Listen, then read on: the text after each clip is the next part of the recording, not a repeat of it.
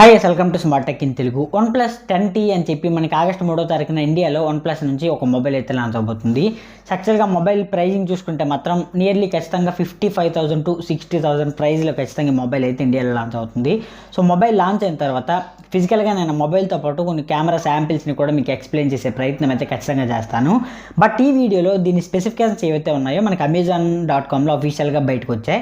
So వాటిని మీకు explain చేసే ప్రయత్నం అయితే జస్ట్ చేస్తాను. సో ఇందులో చూసుకున్నట్లయితే మీకు 6.7 inches LTPO2 so fluid AMOLED display అయితే అవైలబుల్గా ఉంటుంది. సో ఖచ్చితంగా ఇది మీకు 120Hz స్క్రీన్ రిఫ్రెష్ రేట్కి సపోర్ట్ చేస్తుంది అండ్ అదేవిధంగా 360Hz టచ్ శాంప్లింగ్ రేట్కి సపోర్ట్ చేస్తుంది.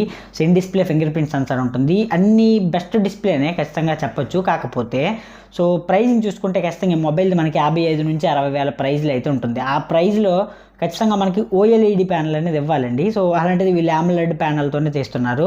సో ఖచ్చితంగా ఈ మొబైల్కి మాత్రం ఇది ఒక డ్రాబ్యాక్ అని చెప్పొచ్చు. ఇప్పుడున్న పెద్ద యూట్యూబర్స్ ఎవరైతే ఉన్నారో సో వాళ్ళెవ్వరు కూడా అన్బాక్సింగ్ టైంలో మీకు ఇది చెప్పరు. ఎందుకంటే ఖచ్చితంగా అలా చెప్తే వాళ్ళకి రివ్యూ యూనిట్స్ అనేవి రావన్నమాట.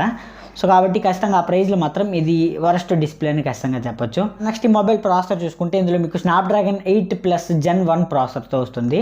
సో ఖచ్చితంగా ఇదే ప్రాసెసర్ మీకు IQ9T మొబైల్ కూడా అవైలబుల్గా ఉంది. ఆ మొబైల్ రేపు మనకి ఇండియాలో లాంచ్ అవుతుంది. సో అది కూడా బెస్ట్ మొబైల్ అనమాట. సో ప్రాసెసర్ చూసుకుంటే మాత్రం ఇది సెకండ్ మొబైల్ ఇండియాలో. సో బెస్ట్ గేమింగ్ ప్రాసెసర్ అని చెప్పొచ్చు. సో ప్రజెంట్ ఇండియాలో ఫ్లాగ్షిప్ ప్రాసెసర్ ఏదైనా ఉంది అనుకుంటే మాత్రం ఆండ్రాయిడ్లో చూసుకుంటే ఖచ్చితంగా మనకి Snapdragon 8+ Gen 1 ప్రాసెసర్ అని చెప్పొచ్చు.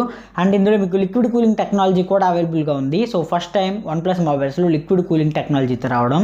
అండ్ ఇందులో మీకు ఏదైతే ర్యామ్ ఉంటుందో 16 GB ర్యామ్ అయితే వీళ్ళు ప్రొవైడ్ చేస్తున్నారు. అండ్ అదేవిధంగా 256 GB స్టోరేజ్ అయితే మీకు అవైలబుల్గా ఉంటుంది.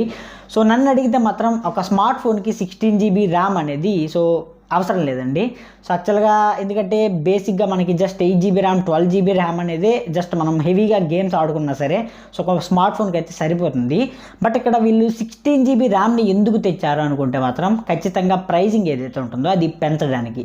సో ఎందుకంటే జస్ట్ మీకు 8 GB ర్యామ్ ఉన్న మొబైల్ని వీళ్ళు 60,000 ప్రైజింగ్ పెడితే ఖచ్చితంగా మొబైల్ సో కొనడానికైతే సో కస్టమర్స్ కొంచెం ఆలోచిస్తుంటారు. అదే 16 GB ర్యామ్ వీళ్ళు పెట్టారనుకోండి ఖచ్చితంగా కొన్న కస్టమర్ సో అక్కడ ర్యామ్ 16 GB వస్తుంది కదా సో ఖచ్చితంగా మంచి పర్ఫార్మెన్స్ ఉంటుంది కదా అని చెప్పి పాయింట్ ఆఫ్ వ్యూలో కస్టమర్ ఖచ్చితంగా ఆలోచిస్తాడు.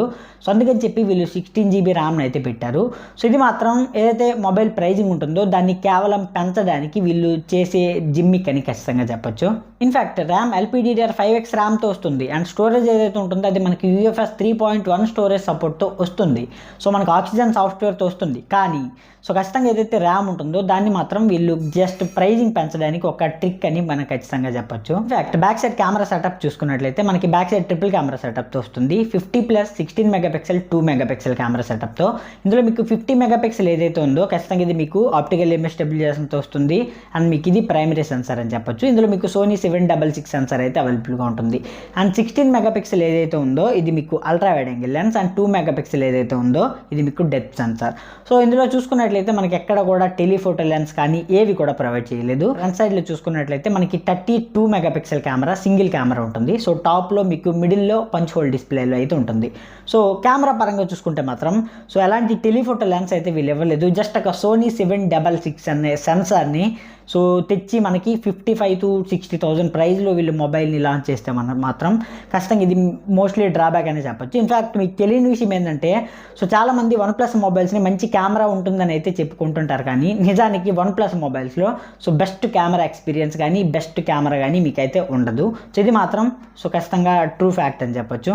అండ్ ఫైనల్గా 4800 mAh బ్యాటరీ ఉంటుంది. అండ్ 150 వాట్ ఛార్జర్ అనేది మీకు అవుట్ ఆఫ్ ది బాక్స్ వస్తుంది. సో ఇది కీ పాయింట్ అని చెప్పొచ్చు. ఎందుకంటే సో 55,000 to 60,000 ప్రైస్లో మనకి 150 వాట్ ఛార్జర్ అనేది సో ఖచ్చితంగా మంచి విషయం అని చెప్పొచ్చు. కాకపోతే సో ఒక స్మార్ట్ ఫోన్కి 150 వాట్స్ ఫాస్ట్ ఛార్జింగ్ అనేది అవసరం లేదనేది నా ఒపీనియన్. బికాస్ ఆఫ్ ఎందుకంటే సో జస్ట్ మనకి 120 వాట్స్ ఉన్నా కూడా జస్ట్ ఒక 20 to 25 మినిట్స్లో మొబైల్ అనేది ఫుల్ ఛార్జ్ అవుతుంది.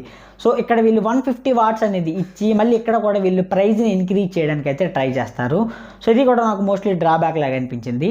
సో ఫైనల్గా ఈ మొబైల్ తీసుకోవచ్చు అనుకుంటే మాత్రం ఖచ్చితంగా మొబైల్ లాంచ్ అయిన తర్వాత నేను ఫిజికల్గా నేను ఒక వీడియో అయితే చేయడానికి ట్రై చేస్తాను. బట్ ఈ మొబైల్ మాత్రం నన్ను అడిగితే సో కెమెరా కోసం కానీ లేదంటే ఈ 16 GB ర్యామ్ ఏదైతే ట్రిక్ ఉందో సో దానికోసం కానీ ఈ మొబైల్ని అయితే తీసుకోకూడదని నేనైతే చెప్తాను. ఎందుకంటే సో వన్ప్లస్కి ఇది వరకు ఉన్నంత బ్రాండ్ వాల్యూ అయితే ఖచ్చితంగా ప్రజెంట్ లేదు. అండ్ దాంతోపాటు ఇన్ఫ్యాక్ట్ సాఫ్ట్వేర్ పరంగా చూసుకున్నా సో వన్ప్లస్కి అంత డిమాండ్ అయితే లేదు అనేది నా ఒపీనియన్.